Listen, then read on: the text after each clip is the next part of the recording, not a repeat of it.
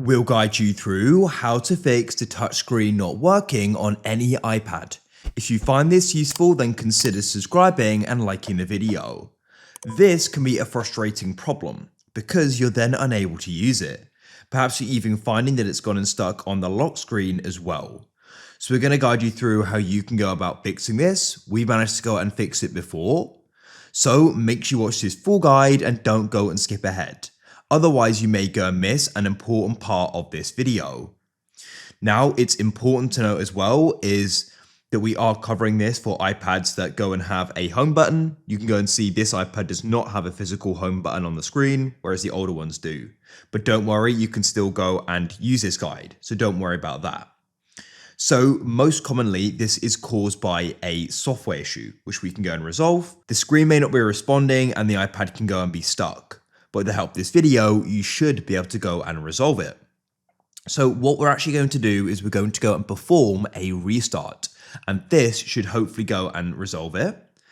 We can go and do this by using the buttons on the iPad. As of course, you may be thinking, well, how can I do it with using the screen? Well, we aren't. We're using the buttons. So we're going to guide you through the different combinations you can do depending upon whether your iPad has a physical home button or not. So make sure you watch this closely and pay attention. So if your iPad goes and does not have a home button like this here, you need to go and locate the volume rockers. As you can see here, they are, and then you've got the button on top. So we need to go and press these in a specific order.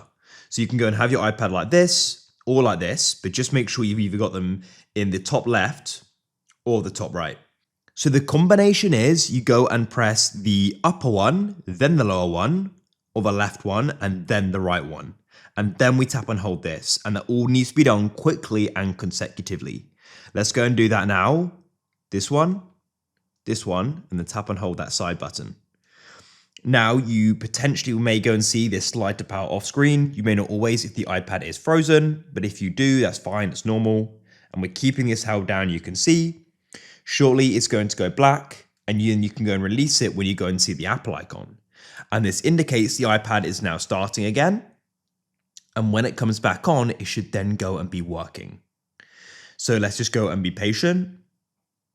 Here we are, and now try using the screen, and hopefully now it's going to go and be working. It's going to enter in the passcode, and there we go. Now, if you go and have an iPad with a physical home button, to go and do it, it's quite similar. You need to go and find the upper button, which you go and use to go and potentially turn it off or on, and you tap and hold them together. And you're going to go and keep them held down together until you go and see the Apple icon. You'll go and see this light to power off screen potentially. You don't always, as I said before, but keep them held down and the screen will go black, and you can then go and release when you go and see the Apple icon. And that indicates it's starting again. And then when it comes back on, hopefully the screen is functional, just like mine was. So that's it. Hopefully with the help of this guide, you've managed to go and fix the touch screen.